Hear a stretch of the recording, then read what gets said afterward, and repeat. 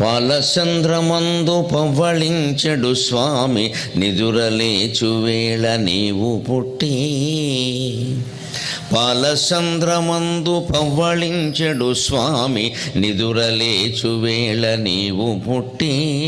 నిదురలేపి మమ్ము నిర్నిద్రయోగమ్ము నందజేసినట్టి అమ్మవమ్మ. నిదురలేపి మమ్ము నిర్నిద్రయోగమ్ము నందజేసినట్టి అమ్మవమ్మ. మా అమ్మ క్షీరాబ్ధి ద్వాదశి నాడు పుట్టింది. క్షీరాబ్ధి ద్వాదశి ప్రాధాన్యం పెద్దలకి తెలుసున్నదే. శ్రీ మహావిష్ణువు 4 నెలలు యోగ నిద్రలో ఉండి ఆషాఢ శుద్ధ ఏకాదశి మొదలు కార్తీక శుద్ధ ఏకాదశి వరకు యోగ నిద్రలో ఉండి ఆ మరునాడు వచ్చే ద్వాదశి నాడు, కార్తీక శుద్ధ ద్వాదశి నాడు మేల్కొని ఈ సృష్టిని మొత్తం సంరక్షించే కార్యక్రమాన్ని తిరిగి కొనసాగిస్తాడు.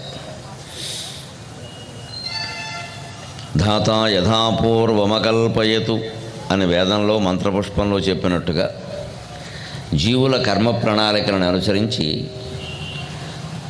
పునఃసృష్టిని చేసి కొనసాగిస్తాడు, సంరక్షణ చేస్తాడు. అలా చేయడానికి పూర్వం ఆయన 4 నెలలు యోగ నిద్రలో ఉంటాడు. అది పూర్తిగా ఒక మెలకువగా ఉన్న సమాధి లాంటిది. మెలకువగా ఉన్న సమాధి. ఆ మాట జాగ్రత్తగా అర్థం చేసుకుంటే మనం కూడా జీవితాల్లో జాగ్రత్తగా ఉంటాం, సుఖంగా ఉంటాం. మెలకువగా ఉండి కూడా సమాధి స్థితిలో ఉండొచ్చు. కొంతమంది మెలకువగా ఉండి కూడా నిద్రపోతూ ఉంటారు, అది వేరే విషయం, అదో సమాధి. కానీ మెలకువగా ఉండి సమాధి స్థితిలో ఉండడం అంటే జాగ్రత్త అవస్థలో ఉంటూనే అన్నిటినీ చూస్తూనే ఏది పట్టించుకోవాలో అదే పట్టించుకోవడం, ఎంతవరకు పట్టించుకోవాలో అంతవరకే పట్టించుకోవడం, అక్కడ వదిలేయడం. ఇదే మెలకువగా ఉండి సమాధి స్థితిలో ఉండడం అంటే. అది ఏమంత కష్టమైంది కాదు, మనం ఆచరించం, అసలు మనకి ఇష్టం ఉండదు. అది అన్నింటినీ పూసుకోవడం, రాసుకోవడం మనకు బాగా అలవాటు. దానికి మన భగవంతుడు ఇస్తున్న సందేశం ఏంటంటే, ఇంత మహాసృష్టిని నడిపిస్తున్న వాడిని, నేనే 4 నెలలు యోగ నిద్రలో ఉంటున్నారు కదా, మీరు 4 నిమిషాలు ఎందుకు ఉండలేరు? మీరు ఆ 4 నెలలు యోగ నిద్రలో ఉంటాడు ఆయన. ఆ తర్వాత కూడా సృష్టిని సంరక్షించే కార్యక్రమాన్ని ఎంతవరకు చేయాలో అంతవరకే చేస్తాడు. రాక్షసులు బాధలు పెడుతున్నారు అని దేవతలు మొరపెట్టుకున్న వెంటనే ఏమీ శ్రీ మహావిష్ణువు అవతరించలేదు. ముక్కోటి ఏకాదశి ప్రాధాన్యమే ఇది. ఈవేళ మనం ఇక్కడ తూర్పుగోదావరి జిల్లా అనపర్తిలో శారదా సంగీత కళా సమితి వారి ఆధ్వర్యంలో 2 రోజుల పాటు మొల్ల రామాయణం చెప్పుకోబోతూ ఉన్నాం. మొదటి రోజు ముక్కోటి ఏకాదశి నాడు, పరమ పవిత్ర దినం నాడు మనం ప్రారంభం చేసుకుంటున్నాం. ఈ ముక్కోటి ఏకాదశి ప్రాధాన్యం ఏమిటంటే, ముక్కోటి దేవతలు పరమేశ్వరుణ్ణి దర్శించినటువంటి రోజు ఇది. దేవతలు భగవంతుడి దగ్గరికి ఎందుకు వెడతారు? రాక్షసులు తరువుకు వస్తే వెడతారు. వాళ్ళ కష్టాలు వాళ్ళవి. సీత కష్టాలు సీతవైతే పీత కష్టాలు పీతవని, ఎవరి కష్టాలు వారికి ఉంటాయి.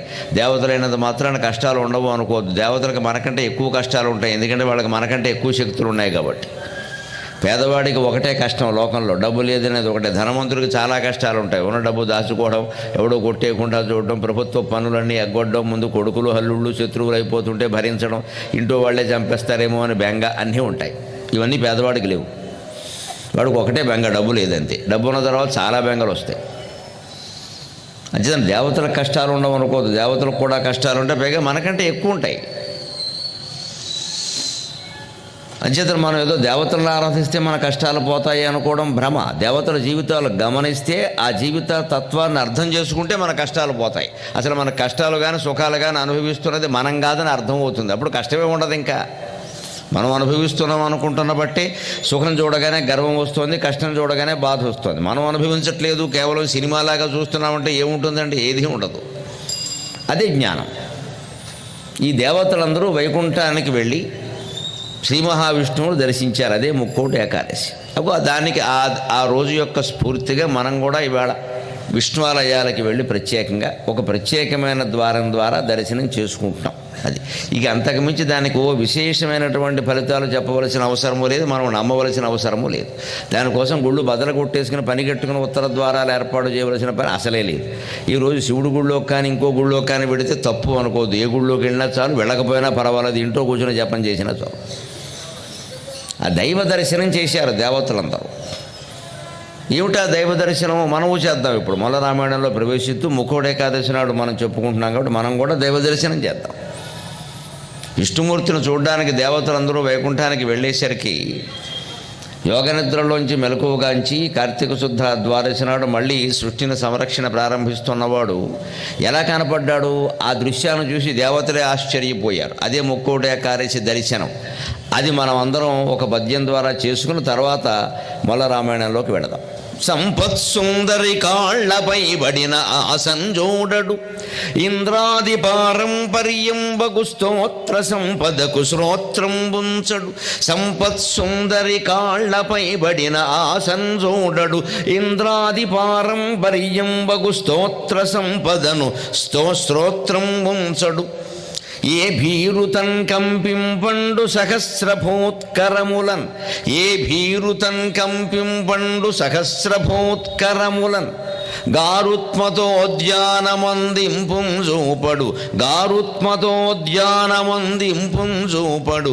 యోగ నిద్రితుడో తానీక్షించు బ్రహ్మంబునే, యోగ నిద్రితుడు తానీక్షించు బ్రహ్మంబునే. ఇంత చేసి దేవతలంతా విష్ణుమూర్తిని దర్శిద్దామని వెడితే ఆయన కళ్ళు ఎటు చూస్తున్నాయో చూసి వీళ్ళు ఆశ్చర్యపోయారట. అయ్య బాబోయ్, ఇదా ఇంత ప్రశాంతంగా ఈయన ఉండడానికి కారణం అనుకున్నారు. ఎందుకంటే విష్ణుమూర్తి ఎంత ప్రశాంతంగా ఉంటాడు? శాంతాకారం భుజగ శయనం పద్మనాభం సురేశం అన్నారు. ఆ మాట మొదటి రెండు మాటలు గమనించండి ఎంత విచిత్రంగా ఉంటాయో. శాంతాకారం భుజగ శయనం, భుజగ శయనం అంటే పాముల మీద పడుకున్నవాడు. పాముల మీద పడుకున్నవాడు ఎవడన్నా ప్రశాంతంగా ఉంటాడా? అర్థం లేని మాట కాదది. ఇంట్లోకి పాము వచ్చి వెళ్ళిందట, చంపేశారట అంటేనే ఆ రాత్రి నిద్ర పట్టదే. పాము వచ్చిందని ఇంట్లోకి ఏం చేయాలని చెప్పేసి పూజారి గారిని అడిగేస్తాం మనం. అభిషేకం చేయాలా, పూజ చేయాలా, పాము గుడి కట్టాలా? పామును చంపచ్చా చంపకూడదా అంటాం. నానా గొడవ పెడతాం అక్కడ. చంపకుండా ఉండలేము, చంపాక ఉండలేము. చంపకుండా ఉండలేము ఎందుకంటే భయం, చంపాక ఉండలేము ఎందుకంటే ఏమవుతుందో అని భయం. మొత్తమే జీవితం అంతా భయమే. విచిత్రం ఏమిటంటే పాము మనకంటే భయపడుతుంది, దాన్ని చూసి మనం భయపడుతున్నాం. జీవితం అంతా ఇంతే. 10 ఏళ్ళు వచ్చే వరకు కొడుకు తండ్రికి భయపడతాడు, వాడికి 20 ఏళ్ళు వచ్చాక వీడు వాడికి భయపడతాడు. ఇదే మాయ అంటే, ఇదే మాయ అంటే, జగన్మాయ అంటే అర్థం ఇది. పిల్లలు చిన్నతనంలో పిల్లలు తల్లిదండ్రులకు భయపడతారు, పెద్దయ్యాక పిల్లలకే తల్లిదండ్రులు భయపడుతున్నారు. మా వాడికి ఇష్టం ఉండదండి, మా వాడు ఏం చేస్తాడని చచ్చిపోతున్నారు ఇక్కడ బెంగలెట్టుకొని. వాడు ఏం చేస్తే నాకే పోతే వాడు జైలుకు పోతాడనే ధైర్యం వరకు ఉంది కనుక వాడి కోసం వీడు కూడా వెళ్ళడానికి తయారవుతున్నాడు. ఇప్పుడు జామీన్ ఇప్పించి మా అబ్బాయిని ఈ అధవ్యామోహం వదిలేస్తే పోతే పోతాడు. ప్రతి కొడుకు ప్రతి తండ్రికి లొంగే ఉంటాడు, అనుమానం వెళ్ళా. ఎక్కడ మనం బాడవుతున్నాము అంటే నువ్వేం చేయకరా నా పరువు పోతుందిరా. ఏమిటా పరువు? మిథ్యా పరువు. పోగొట్ట మనం. వాడు పరువు పోయేది ఏంటి? వాడి పరువే పోతుంది. రోడ్డు మీద నిలబడితే అవుతాడు దెబ్బకి. అందుకని మన పరువు పోతుందని కూడా ఎలా అవుతుంది? వాడికి మనం బాధ్యత వహించడం ఇంకా రెచ్చిపోతున్నాడు. ఇంకా ఏం చేస్తావు చూసుకో అని చెప్పి, నువ్వు చేసుకోరు అబ్బాయి, నువ్వే ఉంటావు అక్కడ. పోలీసులు కనపడితే కనుక స్టేషన్కి వెళ్తే తమదైన శైలిలో విచారించమని చెప్తానని చెప్పాలి. దెబ్బకు దారికి వచ్చేస్తాడు. నాకు ఈ మంచి పత్రికల్లో బాగా తమదైన శైలి అని అందరూ అంటూ ఉంటే పోలీసులు రాస్తుంటే నాకు అర్థం కాలేదు. పోలీసు ఆయన అడిగాను తమదైన శైలి అంటే ఏమిటని. అది చెప్పేది కాదండి, లోపలికి రండి అన్నాడు. ఇంక వెళ్ళలేదు నేను, అర్థమైపోయింది. అది చెప్పేది కాదండి, మీరు ఒకసారి లోపల రండి, వదిలిపోమన్నాను. దెబ్బకి అర్థమైపోయింది విషయం అంతా. తమదైన శైలి అంటే అది. పత్రికల వారు రాస్తూ ఉంటారు పాపం, తమదైన శైలి. ఇంగ్లీష్లో హిజ్ ఓన్ స్టైల్ అంటారు, దీనికి తమదైన శైలి అనమాట. అంటే తప్పు చేసిన వాడు శిక్ష అనుభవిస్తారండి. మనం ఎందుకు అనుభవించాలి? ఎవరైనా కూడా, భార్య అయినా, భర్త అయినా, పిల్లలైనా, మిత్రుడైనా, ఎవరైనా సరే ఎందుకు అనుభవించాలి? ఎవరు తప్పు చేశారో వాళ్ళే అనుభవిస్తారు. ఎందుకు మనం అనుభవిస్తామంటే నేను నాది అనే 2 కారణాల వల్ల. శంకరాచార్య చెప్పింది అదే, అహం మమ. ఇది నా భార్య, ఈయన నా భర్త, ఈయనకి సంబంధించినవన్నీ నావే. ఎలా అవుతాయమ్మా? వాడు దుర్మార్గుడైతే వాడే అనుభవిస్తాడు. ఏం చేస్తాం? కూడా ఉండి ఏడిస్తే మనకేమైనా వస్తుందా? ఈ తెగింపుకు రావాలి అంటే యోగశాస్త్రం తెలియాలి. అదే దైవ దర్శనం. విష్ణుమూర్తి ఎలా ఉంటున్నాడు అంటే లక్ష్మీదేవి ఏం చేస్తోంది అన్న దాంతో ఆయనకి సంబంధం లేదు. సంపత్ సుందరి కాళ్లపై బడిన ఆసంజూడడు. కాళ్ళ దగ్గరే లక్ష్మీదేవి ఉంది, కానీ విష్ణుమూర్తి లక్ష్మీదేవిని చూడడం లేదు. ఆయన చూపు అక్కడ లేదు. దేవతలు ఆశ్చర్యపోయారు. దేవుడి ఇంత అందమైన భార్య, లోకంలో ఉండేటువంటి సంపదలన్నిటికీ మూర్తిభవించినటువంటి రూపం కదా, అంత అందమైన భార్య ఈయన ఎదురుగా ఉంటే అంత సంపదలకు రూపం అయితే ఆవిడకేసి చూడకుండా పక్కకు చూస్తాడేమిటి? లోకంలో ఎవరైనా భార్యాభర్తలు ఎలా ఉంటారు? నిత్యం భార్యకేసి చూడాలని అనుకుంటాడు. ఓ ఏడాది చూస్తాడమ్మా, నమ్మకండి, తర్వాత చూడడం. ఎందుకంటే అందమైన వాళ్ళని చూస్తాడు. ఇక అక్కడి నుంచి వీళ్ళు వెనకాల పడుతూ ఉండే, పక్కన ఉన్నా పట్టించుకోవట్లేదు, పక్కన ఉన్నా పట్టించుకోవడమ్మా, ఏడు పట్టించుకునేది ఆమోదం ఇక్కడ. సంసారమే అంత, జీవితమే అంత. దూరంగా ఉన్నవాడు ఎప్పుడు దగ్గరికి కనపడతారు, దగ్గరకు ఉన్నవాడు దూరం అవుతారు. అంచేత దగ్గరతనం లేకుండా చేసుకుంటేనే ఇప్పుడు నిత్యం ప్రేమిస్తాం. అనుమానం ఎలా ఆ విషయం. దగ్గరతనం ఉండకూడదు. దగ్గరతనం ఉంటే ప్రేమిస్తాం అనుకోవడం పొరపాటు. ఎంతవరకు ఉండాలో అంతవరకు ఉంటేనే నిజమైన ప్రేమ వ్యక్తం అవుతుంది. అతి చేశామంటే అయిపోయినట్టే. వారైనా బానిస అవుతారు, వీరైనా బానిస అవుతారు. మనం అన్నీ అతి చేస్తాం కాబట్టి పట్టించుకోవట్లేదనే భావన వస్తుంది. ఎంతవరకు చేయాలో అంతవరకు చేస్తే పట్టించుకునేది లేదు, వదిలిపెట్టేది లేదు, సుఖంగా ఉంటాం. ప్రేమ ఎప్పుడూ ఒక్క మాట గుర్తుపెట్టుకోవాలని తత్వవేత్తలు చెబుతారు. ప్రేమ అనే దాన్ని దుర్వినియోగం చేసినంత ఇదిగా ఏ పదాన్ని మనం దుర్వినియోగం చేయట్లా. ఒక వ్యక్తి ఎందు ఉండేది ప్రేమ కాదండి. నాకు వారంటే ప్రేమ, వీరంటే ప్రేమ అన్నారంటే పచ్చి అబద్ధం. ప్రేమ అక్కడ వాడకూడదు. వారంటే ఇష్టం, వీరంటే ఇష్టం అని చెప్పమనండి. మొగుడు బెళ్ళమైనా సరే. ప్రేమ ఎప్పుడు విశ్వమంతా ఉంటుంది. ప్రేమకి వ్యక్తినిష్టం కాదు, ఇష్టం వ్యక్తినిష్టం, ప్రేమ విశ్వనిష్టం. అప్పుడు ప్రేమ యొక్క అర్థం తెలుస్తుంది మనకి. ఇంగ్లీష్లో లవ్ అనే మాటలు చెప్పినంత తేలిగ్గా తెలుగులో ప్రేమను వాడకూడదు. ఏ కులభేదం, మతభేదం, ప్రాంతభేదం, స్త్రీ పురుష భేదం, కుక్కకి కొడుక్కి భేదం లేకుండా ప్రేమించగలిగితే దాన్ని ప్రేమ అంట. నా కొడుకంటే నాకు ప్రేమ అనకూడదు, నా కొడుకంటే నాకు ఇష్టం అని చెప్పండి అంతే. ఇష్టాలు వేరు, ప్రేమలు వేరు. మనకు ఆ భేదం తెలియకపోవడం వల్ల మాయలో పడుతున్నాం, మోహంలో పడుతున్నాం. విష్ణుమూర్తికి ప్రేమ తప్పితే ఇష్టాలు లేవు. లక్ష్మీదేవికి ఏమన్నా అయితే కాపాడడానికి ఆయన ఎప్పుడు సిద్ధంగా ఉంటాడు. ఆయనకి ఆవిడికి ఏమిటి, లోకంలో ఎవరికి జరిగినా కాపాడడానికి సిద్ధంగా ఉంటాడు. వనమాలి గద ఈశాన్కి శంఖి చక్రీ చనందకి శ్రీమాన్ నారాయణో విష్ణుర్వాసుదేవోభిరక్షతు. ఆ వాసుదేవుడు మనం రక్షిస్తాడని నిరంతరం అనుకుంటున్నాం. అంతటి వాడు భార్య విషయంలో ఎలా ఉంటాడు అంటే ఆవిడ కాళ్ళ దగ్గర కూర్చున్న ఆయన చూపు ఆవిడ మీద ఏముండదు, ఆయన ధ్యానంలో ఉంటాడు. ఆయన అవసరమైతే మాట్లాడతాడు. ఇంద్రాదిపారంపర్యంబగు స్తోత్ర సంపదల శ్రోత్రంబుంచడు. ఇంద్రాది దేవతలందరూ ఈ దండం పెట్టడానికి వెళ్ళారే, ముక్కోడి దేవతలను ముక్కోడి కలిసినాడు. వీళ్ళందరూ ఓహో తత్పురుషాయ విద్మహే మహాదేవాయ ధీమహి నారాయణాయ విద్మహే వాసుదేవాయ ధీమహి తన్నో విష్ణు ప్రచోదయాత్ మహాలక్ష్మీ చ విద్మహే విష్ణు పత్ని చ ధీమహి తన్నో లక్ష్మీ ప్రచోదయాత్. ఇలా స్తోత్రం చేస్తూనే ఉన్నారు. అవి కూడా పట్టించుకోట్లా. సంపదలకి మూలం, సంపదలన్నీ కాళ్ళ దగ్గరే పడి ఉన్నప్పటికీ పట్టించుకోట్లా. దేవతలు స్తోత్రం చేస్తున్నప్పటికీ పట్టించుకోట్లా. ఏ భీరుతం కంపింబండు సహస్రభూత్కరములన్ భుజగశయనం. పాములు, అది కూడా 1000 పడగల ఆదిశేషుడు. ఏ మామూలు పాము, వానపాము, బురదపాము, పొట్లపాము, కట్లపాము కాదు. అది 1000 పడగల ఆదిశేషుడు. 1000 పడగలతో ఆదిశేషుడు పాలు గక్కడమా, విషమే గక్కుతాడు. పాము ఎక్కడైనా విషమే గక్కుతుంది. వైకుంఠంలో పాము కూడా విషమే గక్కుతుంది. శివుడు మెడలో పాము కూడా విషమే గక్కుతుంది. కానీ వాడు ధైర్యంగా, ఒక ఆయన చుట్టినాడు మెట్టినాడు అని నాచన సోమన్ అన్నట్టుగా హాయిగా ఉన్నారు. వాడు పణ పరంపరతోడ పన్నగేంద్రుని తండు మెట్టినాడు ఈ తండు చుట్టినాడు అంటాడు నాచన సోమన హరిహరునిద్దరిని వర్ణిస్తూ. పన్నగేంద్రం ఆదిశేషుణ్ణి ఒక ఆయన పక్కగా చేసి పడుకున్నాడండి శ్రీ మహావిష్ణువు. ఇంకొక ఆయనేమో మెళ్ళో పాముగా ధరించాడండి శివుడు. ఇద్దరికి తేడా ఏముంది, ఇద్దరు ఆదరించారు కదా. ఈయన మెట్టినాడు, ఆయన చుట్టినాడు అన్నాడు. మెట్టడం అంటే ఎక్కి పడుకోవడం, మెట్టినిల్లు అంటారు కదా, వెళ్ళడం అనమాట. మెట్టింటికి వెళ్ళాక కొంతమంది కోడళ్ళు మంచం ఎక్కి పడుకుంటారు. అత్తగారు ఎంత అదృష్టవంతురాలో, ఇక పని చేయక్కర్లేదు, వాళ్ళు చేసుకోవచ్చు. మా పుట్టింట్లో మాకు పని నేర్పలేదు అండి అంటారు. నమశివాయ. ఇప్పుడు ఎవరు నేర్పట్లేదు తల్లులు. చాలా మా అమ్మాయిని చాలా గారభంగా పెంచాం, చాలా గారభంగా అయిపోయింది. ఇక్కడ అయిపోయినట్టే. ఇంకా గారభంగా పెంచితే పనులు ఎవరు చేస్తారు? అంచేది అత్తగారి కర్మేటే చేసుకోవడమే అంతే. అందుకే మెట్టినిల్లు అంటారు. ఆయన ఆదిశేషుడు పక్క మీద పడుకున్నాడు. ఈయన ఆదిశేషుడిని లేదా వాసుకుని ఎవరైనా నాగరాజుని కంఠానికి చుట్టుకున్నాడు. వాళ్ళు ధైర్యంగానే ఉండగలిగారు. దేవుళ్ళు కాబట్టి ఆయన దేవుళ్ళు ఎలా అయ్యారు? మనం ఎందుకు కాలైపోతున్నాం? అంతా దైవమయం అని చెబుతున్నాం అంటే మనలో ఉన్నది అదే కదా. వాళ్ళు ఎందుకు దేవుళ్ళు అయ్యారు, మనం ఎందుకు కాలైపోతున్నాం? మనకి భయం కారణంగా. ప్రతిదానికి భయం, ప్రతిదానికి భయం. ఏమైతే ఏంది లేదు, ఏమిటి లేదు తెగించలేం మనం. ఆ తెగింపు ఆయన దగ్గర ఉంది. ఏం చేస్తాయి ఈ పడకలు ఉంటే ఏమిటా, ఉంటే ఉంటాం, పోతే పోతాం, మన పని ఏదో మనం అని కూర్చున్నాడు. అంటే ఆ భయం ఆయనకి ఏమీ లేదు. ఆ 1000 పడకల విషం కక్కుతున్నా ఆయన భయపడ్డాడు. అందుకే భుజగశయనం శాంతాకారం. పాముల పక్క మీద కూడా నిర్భయంగా కూర్చున్నాడు ఆయన. ఉంటే ఉంటాం, పోతే పోతాం అనడానికి బెంగలేదు. మృత్యువు లేదని ఏం లేదు, అందరికీ మృత్యువు ఉంది, కానీ దాని గురించిన చింత లేదు. తస్మాత్ అపరిహార్యార్థే నత్వం శోచితం అర్హసి అంటాడు భగవద్గీతలో కృష్ణుడు 2వ అధ్యాయంలో. జాతస్య ధ్రువో మృత్యు ధ్రువం జన్మ మృతస్య చ తస్మాత్ అపరిహార్యార్థే నత్వం శోచితం అర్హసి. మనం జీవితంలో ఎప్పుడూ ఏమాత్రమూ భయపడకూడని విషయం, భయపడవలసిన అవసరం లేని విషయం, భయపడినా ప్రయోజనం లేని విషయం ఏదైనా ఉంటే అది ఒక్కటే, మృత్యువు. కానీ ప్రతి జీవి భయపడి చచ్చేది దానికి. అది తప్పదని తెలుసు భయపడుతూ ఉండవు. తప్పని దానికి భయపడడం ఏంటంటే అర్థం లేని మాట. తప్పని దానికి సిద్ధంగా ఉండాలి. భయపడటం నువ్వు భయపడితే తప్పుతుందా? ఆ మృత్యువు నుంచి తప్పించుకోవడానికి ఎన్ని ప్రయత్నాలు చేస్తామో. హిరణ్యకశ్యపుడు కథ, శుంభనిశుంభుల కథ, మహిషాసురుడు కథ అన్నీ దానికే ఉదాహరణలు.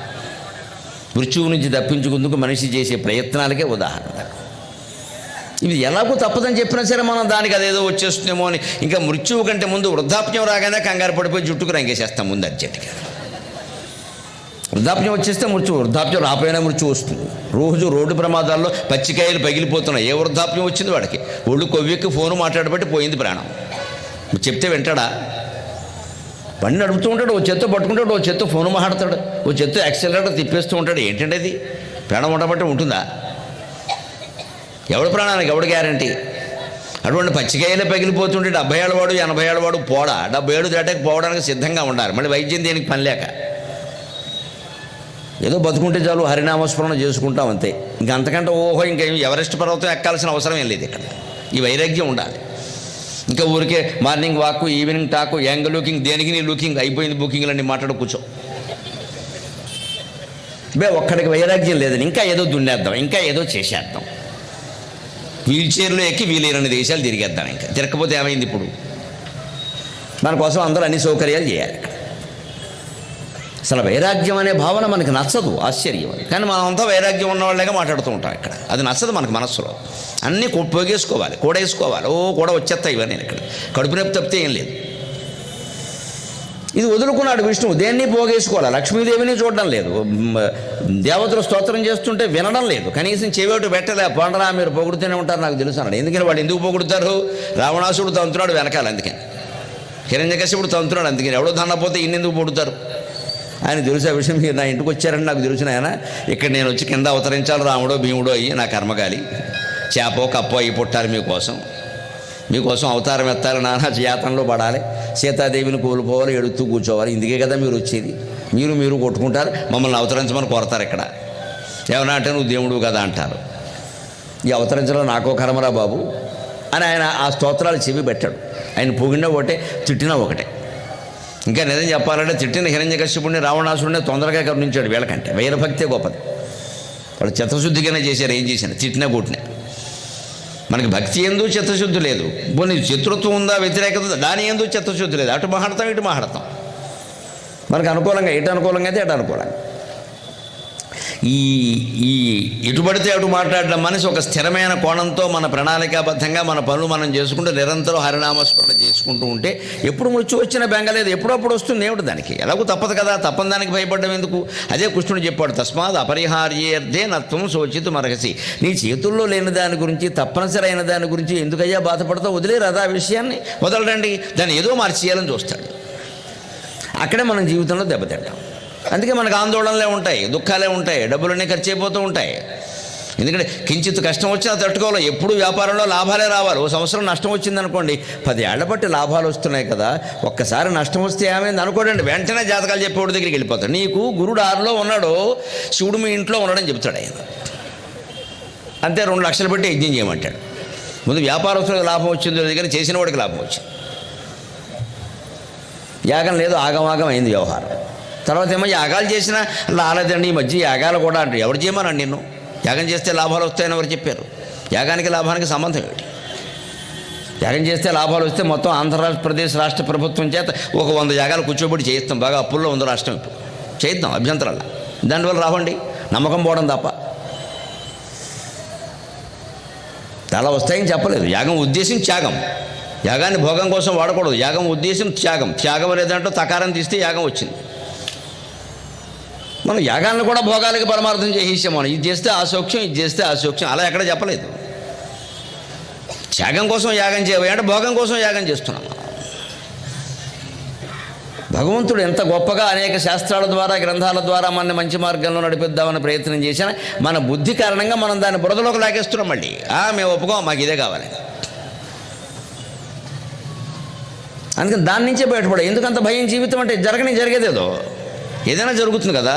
నేను పెళ్లి జరిగింది, ఇవాళ తద్దినం జరుగుతుంది, జరగని అప్పుడు అది చెప్తాం, ఇది పెడతాం. ఏమిటట? ఏదో చేయాలి కదా మనిషి. పెళ్ళిలోనేమో యజ్ఞోపవీతం ఇటు ఉంటుంది, తద్దినంలోనేమో ఇటు ఉంటుంది, అంతే అయిపోయింది. ప్రాచీన వీతి అంతే లెక్క. మన్నాడు మళ్ళీ ఒడుగు చేయాలంటే చేస్తాం. ఏమిటట? అదో శుభకార్యం. జీవితంలో సుఖ దుఃఖాలు ఎప్పుడు కుడియడం లాంటివి, శుభాశుభాలన్నీ కుడియడం లాంటివి.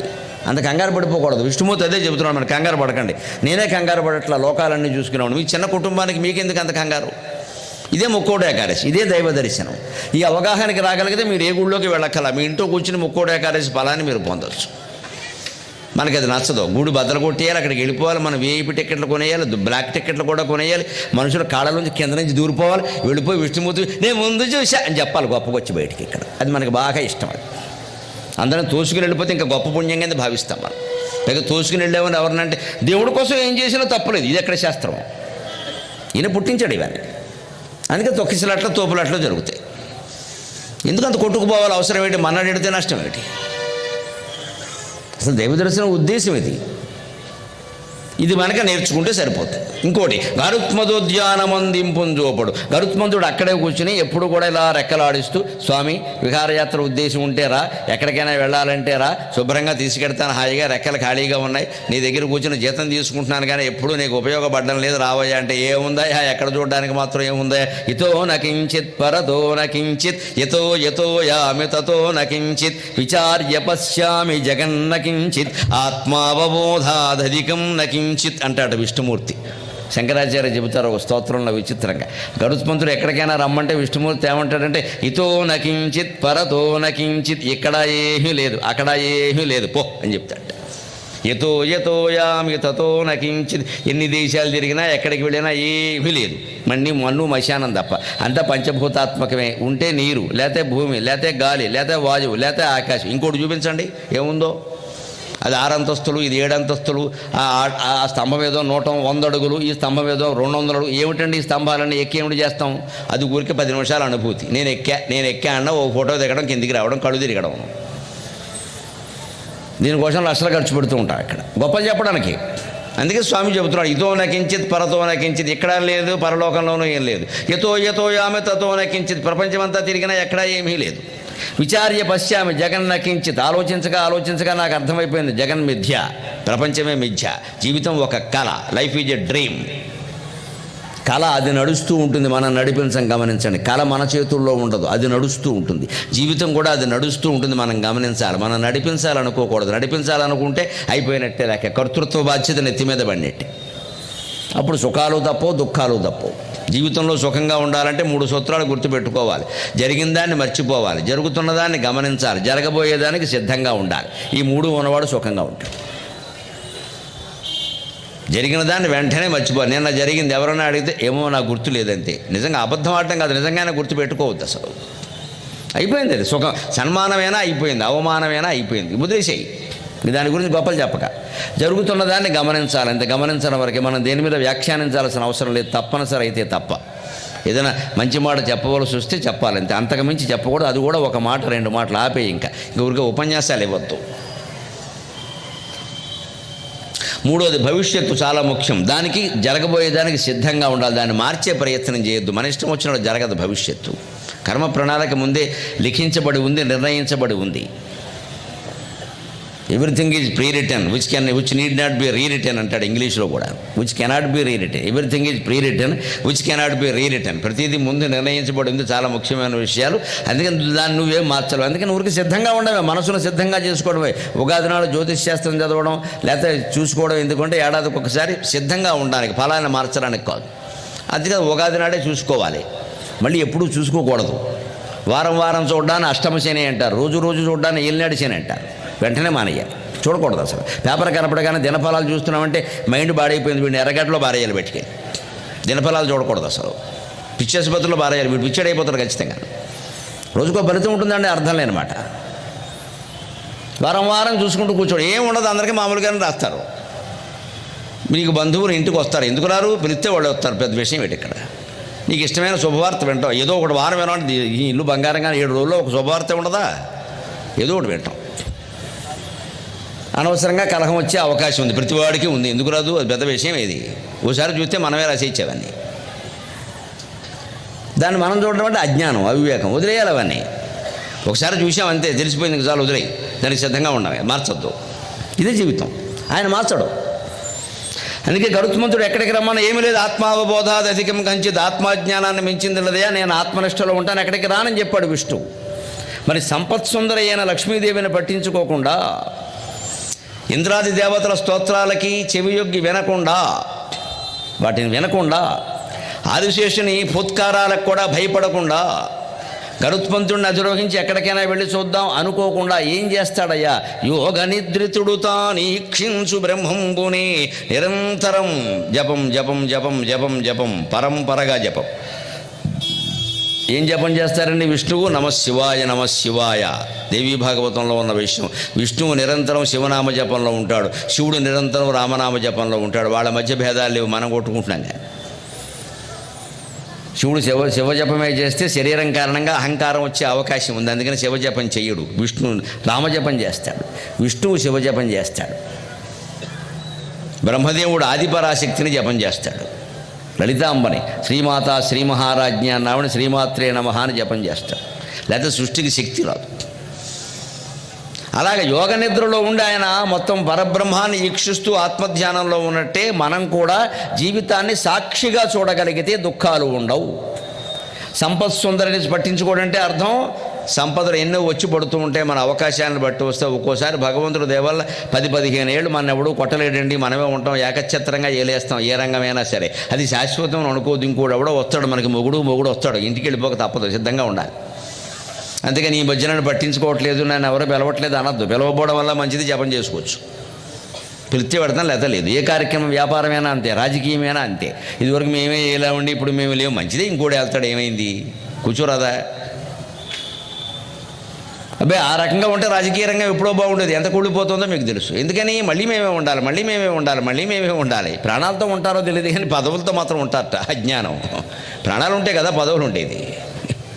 ప్రాణాలతో ఉన్న వీళ్ళ చేతుల్లో ఉందా, దేవుడి చేతుల్లో ఉందా? మేము ఇన్నేళ్ళు ఉంటాం అన్నేళ్ళు ఉంటామని చెబుతుంటే నేను పేపర్లో చూసి నవ్వుకుంటా, అన్నేళ్ళు ప్రాణంతో ఉంటే కదా సన్నాసి అనుకుంటాను నేను. ఏం మాట్లాడతారు? ఎవడు నిర్ణయిస్తాడు ఈ విషయం? ఉన్నదేదో ఉంది, సక్రమంగా చేసుకుందాం, లేకుండా అన్నేళ్ళు ఉంటా ఇన్నేళ్ళు ఉంటా, నీ ఇష్టమే. ఉన్నదేదో మన చేతిలో ఉంది, సక్రమంగా చేసుకోవాలంతే. అనపత్తి పిలిచారు, మాట్లాడుతున్నాం, 2 గంటలు మాట్లాడతాం అంతే. ఎప్పుడు నేనే ఉంటా. రెడ్డి గారు పిలిస్తే కదనే వచ్చేది, పిలవకపోతే ఎందుకు? ఆ మాట ఉన్నదేదో అయిపోయే బాగుంటే మళ్ళీ పిలుస్తారు, లేకపోతే లేదు. ఈ ఉన్న సమయాన్ని సద్వినియోగం చేసుకుని మనం చెప్పేదేదో చెబితే వద్దన్నా పిలుస్తారు, వద్దన్నా పిలవట్లే, ఇప్పుడు మానేస్తానన్నా పట్టుకుంటారు. ఎందుకని? బాగుంది కాబట్టే, లేకపోతే ఎందుకు పిలుస్తారు? అంటే మనం దృష్టి పెట్టాల్సింది ఆ ప్రసంగం బాగుండాలి, 10 మందికి ఉపయోగపడాలి, చైతన్యవంతుల్ని చేయాలి. ముఖ్యంగా నా జీవిత లక్ష్యం ఆధ్యాత్మిక చైతన్యవంతులు కావాలి. మీరు చేదస్తాలు పెట్టుకోవద్దు, పిచ్చి నమ్మకాలు పెట్టుకోవద్దు. చైతన్యం, మీ సమస్యను మీరు పరిష్కరించుకోవాలి. వివేకానందుడు చెప్పినట్టుగా your destiny is your hands. మన జీవితం మన చేతుల్లో ఉంది, మనం నిర్మించుకుని నడిపించగలగాలి. దాన్ని భగవంతుడి మీద భారం వేస్తాం, మనం నడిపిస్తాం హాయిగా నిష్కల్మషంగా. ఏం జరిగినా సిద్ధంగా ఉంటాం, మనం మాత్రం నిష్కల్మషమైన మనస్తత్వంతో ఉంటాం. ఖచ్చితంగా రమణ మహర్షి చెబుతారు, భగవంతునికి శరణాగతి చెందిన వాని పూర్వ కర్మ ఫలములు వానికి అనుకూలముగానే ఉండును కానీ వ్యతిరేకముగా ఉండవు అంటారు. నిరంతరం హరినామస్మరణ చేసేవాడికి అన్ని ఫలాలు, జాతకాలు, నవగ్రహాలు వాడి చుట్టూ తిరుగుతాయండి. వాడు దేనికి భయపడాల్సిన అవసరం లేదు. మీరు చేయాల్సిందల్లా హరినామస్మరణ, అదొక్కటే. అది మానేసి మనం అందరి చుట్టూ తిరుగుతూ ఉంటాం. భగవంతుడి కంటే శ్రీ వెంకటేశ్వర స్వామి కంటే సూర్యుడు, చంద్రుడు, వెంకటరావు, పుల్లారావు ఎక్కువ అవుతారు. వీళ్ళెవరండి ఆయన ముందు? ఒక ఇలవేలుపుని రామచంద్రమూర్తిని అక్కడ పెట్టి మనం దీపారాధన చేసామమ్మా, అంతకంటే గొప్పవాడున్నాడా? రామం నిశాచర వినాశకరం నమామి. ఆ శ్రీరామచంద్రమూర్తిని మనం నిరంతరం సీతారాములను ఇద్దరు సీతారామాభ్యాన్ నమః అని స్మరిస్తుంటే శ్రీరామచంద్ర పరబ్రహ్మణే నమః రామ రామ రామ రామ 2 అక్షరాల మంత్రం అండి. త్యాగరాజస్వామిని ఉద్ధరించిన మంత్రం, నారద మహర్షిని ఉద్ధరించిన మంత్రం, సాక్షాత్ పరమశివుణ్ణి ఉద్ధరించినటువంటి మంత్రం. రామమంత్రం కంటే గొప్ప మంత్రం ఉందా ప్రపంచంలో? రామనామం కంటే గొప్ప నామం ఉందా? అది ఒక్కడే జపించుకుంటూ ఉండలేమా? ఇన్ని వ్యాపకాలు పెంచుకోవాలా? వ్యాపకాయల్లాగా ఓ చేదెక్కిపోయే జీవితం అంతా. ఉన్నత చాలే అనుకుని సుఖంగా ఒక చోట కూర్చోలేమా? కూర్చోలేక ఈ బాధ అంతా. కూర్చోమనే విష్ణుమూర్తి చెబుతున్నాడు. నేను కూర్చున్నానుగా వైకుంఠంలో శ్వేతద్వీపంలో ఆదిశేషుడి మీద హాయిగా పడుకున్నాను కదా, లక్ష్మీదేవికేసి నేను చూడడం లేదు, సంపదలకేసి చూడకండి అని చెబుతున్నాడు. అలాగే అనవసరంగా రకరకాల భయాలు జీవితంలో ఉంటాయండి. ఏవో మనకు కూడా ఏం భయపడక్కల. ఏం చేస్తాడు? భయపడితే వాడికి ఏముందో మనకు అదే ఉంది. ఇక్కడ రౌడీకి ప్రత్యేకమైన ధైర్యం ఏమి ఉండదు, మన భయమే వాడి ధైర్యం. అందుకని వాడికి 2 కాళ్ళు 2 చేతులు ఉన్నాయి, వాడికి పెళ్ళంపేటలో ఉన్నారు. వాడు ఎవరైతే వాళ్ళు ఏడుస్తారు, మనమేనండి. ఏమిటి భయపడేది? ఊరికి ఏం చేస్తారో చేసుకోమనండి. అంతేకాని లొంగుతాం ఆత్మాభిమానం. మన ఇల్లు, మన పొలాలు, మన స్థలాలు మనం కాపాడుకుంటాం, పోరాడతాం. ఎందుకు బానిసలు అవ్వాలి? ప్రాణం పోయే వరకు పోరాడతాం. ఏం పర్వాలా? దానికోసం ఏమన్నా ఆశ్రయించడం ఎందుకండి? మనమే పోరాడతాం. దగ్గరున్న ఆయుధంతోనే పోరాడతాం. ఎందుకంత బానిస అయిపోవాలి? ధైర్యం ఎందుకో బతకాలి. బతికినంతకాలం భీష్ముడిలా బతకాలి, పోతే అభిమన్యుడిలో పోవాలి. ఈ ధైర్యం కోసం ఆధ్యాత్మికత. పిరికి వాళ్ళలాగా ఊరికే ప్రార్థనలు చేస్తూ కూర్చోవడం కాదు ఎంతసేపు. వాడిని రక్షించమని, వీడిని రక్షించమని మనం రక్షించుకోవాలి. ముందు మనమే 10 మందిని రక్షించగలిగే స్థితిలో ఉండాలి. అందుకు ధైర్యం. దానికి లోపల వైరాగ్యం ఉంటేనే ధైర్యం వస్తుంది. నాకేదో కావాలి అనుకున్నవాడు ఎవడు ధైర్యంగా ఉండలేడు, దానికోసం చచ్చిపోతూ ఉంటాడు. నాకేమీ అక్కర్లేదు అనుకున్నవాడు ధైర్యంగా ఉంటాడు. ఏం పర్వాలా? ఏం వచ్చినా పర్వాలేదు, పోయినా పర్వాలేదు. ఇది వైకుంఠ ఏకాదశి తత్వం. అందుకే విష్ణుమూర్తి ప్రశాంతంగా ఉన్నాడు. ఆదిశేషునికి భయపడడం లేదు, లక్ష్మీదేవి ప్రలోభానికి లొంగడం లేదు, గరుత్మంతుడు ఎక్కడో యాత్రలు చేద్దాం తిరుగుదామన్నా వెళ్ళడం లేదు, నిరంతరం నిశ్చింతగా దేవతల స్తోత్రాలకు లొంగడం లేదు. పెద్ద పెద్ద నాయకులు, వ్యాపారస్తులు, డబ్బున్న వాళ్ళు అందరికీ తెలుసు. ఇంటి ముందుకు రోజు వచ్చి కొంతమంది కూర్చొని పొద్దున్నే కాఫీ టిఫిన్లు కొట్టే స్తోత్రాలు చేస్తుంటారు. ఎందుకు? అప్పు కోసం. అనుమానమే ఉంది. ఇంకా ఊరికి వస్తారంటే మన ఇంటికి. ఈ నాయకుడు పదవి తీసేక రమ్మనండి, ఎవడొస్తాడు? ఎవడు రాడు. అర్థమైపోయింది కదా ఎవరు రారని. అందుకని ఎవరో వచ్చి 10 మందిని పొగడగానే వారికి ఏమిటో మనకంటే అభిమానం పాపం రోజు వస్తుండే. ఏం రావట్లేదు. నువ్వు అనవసరంగా అజ్ఞానంలో పడక. నీతో అవసరం ఉండి వస్తున్నారు వాళ్ళందరూ. అవసరం తీరిపోతే రారు. అవసరాలు నువ్వు తీర్చే స్థితిలో లేవు అన్నా కూడా రారు. అందుకోసం మనం ఎప్పుడు నలుగురు మన ఇంటికి రావాలంటే మనం వాళ్ళ అవసరాలు తీర్చేలా ఉండాలి. ఇంతకంటే అజ్ఞానం ఇంకోటి లేదు. అసలు నలుగురు మన ఇంటికి రావాలని కోరుకోకుండా ఉంటే నిశ్చింతగా ఉండొచ్చు, గొడవ లేదు. మన ఇంటికి రావాలంటే నేను ఎందుకు కోరుకోవాలి? ఎందుకు రావాలి? వాడికి అవసరంతో వస్తాడు, పోతాడు. మనకేంటి? వాడు ఎవడో రావాలని కోరుకోవడం వల్ల వాడు అవసరాలు మనం తీర్చాలని పెట్టుకున్నాం. ఇక్కడ ఆ పదవి నాకు అక్కర్లేదు అనుకుంటే ఈ అవసరాలు లేవు, ఈ అవినీతి లేదు. మొత్తం రాజకీయ ప్రపంచం కాదండి, యావత్తు సమాజం నీతిమంతంగా బతకడానికి ఈ ముక్కోటి ఏకాదశికి సంబంధించి నేను చెప్పిన పద్యం ఒక్కటి చాలు. మనం పాటించగలిగితే ఇది ఒక్కటి చాలు. కానీ మనకు అది కాదు. ఎంతసేపు గుళ్ళోకి వెళ్ళిపోవడం, కొబ్బరికాయలు కొట్టేసుకోవడం, నేను వెళ్ళానని చెప్పుకోవడం, అనేక రకాలు కావాలి. అంచేత ఈ అజ్ఞానం నుంచి మనం బయటపడి భగవద్ దర్శనం అంటే భగవత్ స్మరణ, జీవితంలో అంటీ ముట్టనట్టుగా వ్యవహరించడం. క్రీస్తు శకం 15వ శతాబ్దంలో మొల్ల కుమ్మరి కులంలో జన్మించిందండి. తెలుగు జాతి యావత్తు గర్వించవలసిన అంశం ఇది. కుమ్మరి కులంలో జన్మించింది. కుమ్మరి మొల్ల అంట. ఆవిడ తండ్రి ఆతుకూరి మల్లన అని కుండలు చేసుకునేవాడు. కుమ్మరి కుటుంబంలో పుట్టిందండి. బాల వితంతువు పైగా. అప్పట్లో పరిస్థితులు అలాగే ఉండేవి, పెళ్ళిళ్ళు అలాగే ఉండేవి. 9 ఏళ్లకు వితంతువు అయిపోయింది ఆవిడ. మనస్సు మొత్తం శ్రీరామచంద్రమూర్తికి అంకితం చేసింది. నాకు తండ్రి అయినా, భర్త అయినా, కొడుకైనా సమస్తము నువ్వే అని చెప్పింది. ఇంతకంటే గొప్ప జీవితం ఉంటుందా? అందుకని రామాయణం రాయాలి అనుకుంది ఆవిడ. వాల్మీకి సంస్కృతంలో మరెవడూ రాయలేనంత గొప్పగా రాసిన రామాయణాన్ని. అది రాశాక కొన్ని వేల ఏళ్ళు గడిచిపోయాక తెలుగులో కూడా అప్పటికి 500 ఏళ్ల సాహిత్యం నడిచాక రామాయణం రాయడం అంటే ఎంత కష్టం. 15వ శతాబ్దం అంటే క్రీస్తు శకం 10వ శతాబ్దిలో తెలుగు సాహిత్యం మొదలైంది నన్నయ్య గారి భారతంతో అని చెబుతారు. అప్పటి నుంచి 15వ శతాబ్దం అంటే 500 ఏళ్ళు గడిచింది కదా. నన్నయ్య, తిక్కన, ఎర్రాప్రగడ, శ్రీనాథుడు, ఇంతమంది కవులు మహాకావ్యాలన్నీ రాశాక ఒక స్త్రీ కుమ్మరి కులంలో పుట్టినావిడ బాలవితంతువు రామాయణం రాయడం అంటే ఎంత ధైర్యం ఉండాలండి. నిలబడుతుందా ఆవిడ కావ్యం? ఎవరన్నా చదువుతారా? కానీ ఆవిడకి ఏమిటంటే రామచంద్రుడి మీద భక్తి, సీతారాముల మీద భక్తి. నాకు రామాయణం రాయాలనుంది, నా జీవితంలో భగవంతుడు ఏదో దురదృష్టం కూడా జరిపించాడు, బాగానే, ఇక దాన్ని ఏం చేసేది ఏమీ లేదు. ఇప్పుడున్న సామాజిక పరిస్థితుల ప్రకారం పునర్వివాహాలు అవి కుదిరే పని కాదు. ఒకవాడు ఏదైనా చేసుకున్న వాడెవడో ఇంతకంటే రాక్షసుడు అవుతాడు, ఇది జరగడమే మంచిది అనుకుంది ఆవిడ. జీవితంలో పరిణామాలకు సిద్ధపడిపోయింది. మళ్ళీ ఇంకొకరిని ఎవడో చేసుకుందామని పిచ్చి ప్రయత్నాలు చేయలే. భగవంతుడు ఈ స్థితి నాకు ఎందుకు ఇచ్చారంటే జీవితాన్ని ఆత్మాంకితం చేయడానికి, భగవదంకితం చేయడానికి. అంతే, తాటాకులు గంటం తీసుకుంది ఆవిడ. రామాయ రామభద్రాయ రామచంద్రాయ వేధసి రఘునాథాయ నాథాయ పతయే నమః అని అప్పుడప్పుడు ఆవిడ మనస్సులో ఏమైనా పాపం కోరికలు చెలరేగినా అవన్నీ రామచంద్రుడికే సమర్పణ చేసింది. మనం ఎప్పుడు ఇంద్రియ నిగ్రహంతో ఉండాలంటే అంతేనమ్మా. నేను మొహమాటం లేకుండా చెబుతున్నా, పురుషులకు ఎవరైనా పొరపాటున వేరే వాంఛలు కలిగితే అమ్మవారి విగ్రహం చూడండి, లలితాదేవి విగ్రహం, ఆ వాంఛ వెంటనే పోయి మాతృప్రేమగా మారిపోతుంది. అది స్త్రీలకు ఎవరైనా పరపురుష వాంఛలు కలిగితే కలియుగంలో కలగవని చెప్పడానికి వీల్లేదు కాబట్టి అనేక రకాల కథలు నడిచిపోతున్నాయి. కాబట్టి పురుషులతో సమానంగా స్త్రీలు కూడా దుర్మార్గాలకి క్రౌర్యాలకి సిద్ధపడిపోతున్నారు. కాబట్టి ఒక భయంకరమైన సమాజంలో ఉన్నాం. కాబట్టి ఒక మాట చెబుతున్నాం, పురుషులకి పరస్త్రీ వ్యామోహం కలిగితే లలితాదేవి విగ్రహం దగ్గర కూర్చుని ప్రార్థన చేయండి, అది వెంటనే పోతుంది. మీకు కనిపిస్తున్నటువంటి స్త్రీని, ఏ స్త్రీని చూస్తే వ్యామోహం కలిగిందో ఆ స్త్రీ స్థానంలో లలితాదేవిని ఊహించుకోండి, వెంటనే పోతుంది అది. అలాగే స్త్రీలకే పొరపాటు పరపురుష వాంఛ కలిగితే రామచంద్రమూర్తిని ఊహించుకోండమ్మా, ఆ పురుషుని స్థానంలో అటువంటి వాంఛ పొరపాటును కూడా ఉండదు. ఎందుకంటే ఈ మొగాళ్ళని ఎంతమంది చూసినా, ఈ ఆడాళ్ళని ఎంతమంది చూసినా రామచంద్రమూర్తిని మించి అందమైనటువంటి పురుషుడు కానీ, లలితాదేవిని మించి అందమైనటువంటి స్త్రీ కానీ మనకు కనపడేటువంటి అవకాశమే లేదు. ఆవిడ సౌందర్య లహరి, ఈయన అందాల రాముడు. అందము రామచంద్రునది, అందము రామచంద్రునది, అందము నందలి అందము మహానందము రామచంద్రునది, అందము రామచంద్రునది, అందము నందలి అందము మహానందము రామచంద్రునది. నందుని పట్టిదే అందమందురు, నందుని పట్టిదే అందమందురు. ఆ బంధము గోపికాళిక నిబద్ధము, ఆ బంధము గోపికాళిక నిబద్ధము. రామును చూచి మౌనులున్ బంధితులైరిగాదే, రాముని చూచి మౌనులున్ బంధితులైరిగాదే. రసవత్తర బంధములందు నిత్యము అందము రామచంద్రునిదే. అందం అంటే రాముడేనండి, అనుమానం లేదు. కృష్ణుడి కంటే కూడా. నాకేం కృష్ణుడు నన్ను శపిస్తాడేమో అని బెంగలేదు, ఎందుకంటే నేను తర్కం చెబుతాను. కృష్ణుడు కూడా ఒప్పుకోవాల్సిందే. రాముడు కృష్ణుడు ఒకే అవతారమేనా? కృష్ణుడి కంటే రాముడే అందమైన వాడు. ఎందుకని? అందమునందలి అందమున్ మహానందము రామచంద్రుడిదే. రామచంద్రుడి ముఖంలో అంత అందం ఎందుకు ఉంటుంది అంటే, పొద్దున్న 10ంటికి పిలిచి పట్టాభిషేకం అన్నా, రాత్రి 10ంటికి పిలిచి వనవాసం అన్నా రెండూ సమానంగా తీసుకున్నాడు. ఎవడు ఆనందంగా ఉంటాడో వాడు అందంగా ఉంటాడు ఖచ్చితంగా. అందంగా ఉన్నవాళ్ళందరూ ఆనందంగా ఉంటారని చెప్పలేము, కానీ ఆనందంగా ఉన్నవాళ్ళందరూ అందంగా ఉంటారు. ఆనందంగా ఉండే ప్రయత్నం చేయాలి, అందంగా ఉండే ప్రయత్నం చేయకండి, పిచ్చి ప్రయత్నాలు అవన్నీ.